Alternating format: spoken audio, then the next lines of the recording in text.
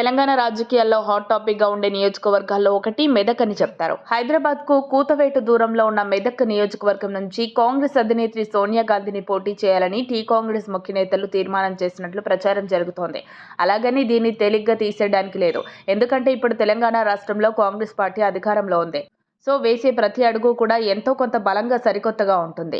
అలాంటప్పుడు సోనియా గాంధీని మెదక్ నుంచి పోటీ చేయాలని తీర్మానం చేయడం ఒకంత ఆసక్తికరమే. అయితే దీనికి సోనియా గాంధీ ఒప్పుకుంటారా లేదా అనేది తర్వాత విషయం. అయితే ఇటీవల జరిగిన అసెంబ్లీ ఎన్నికల్లో మెదక్ జిల్లా వ్యాప్తంగా కాంగ్రెస్ పార్టీకి ఆశించిన స్థానాలు రాలేదు. ఇది మాజీ సీఎం కేసీఆర్ ప్రాతినిధ్యం వహిస్తున్న అసెంబ్లీ నియోజకవర్గ పరిధిలోని జిల్లా. హరీష్ రావు కూడా ఈ జిల్లా వాసి కావడంతో హస్తం జోరుకు బీఆర్ఎస్ బ్రేక్ వేసిందనే వార్తలు వచ్చాయి.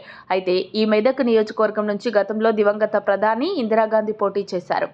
వైఎస్ఆర్ హయాంలో మెదక్ కాంగ్రెస్ కంచుకోటగా ఉండేది.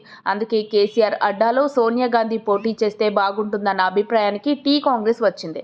ఇక సోనియా గాంధీకి ప్రత్యర్థిగా బీఆర్ఎస్ నుండి కేసీఆర్ పేరు వినిపిస్తుంది.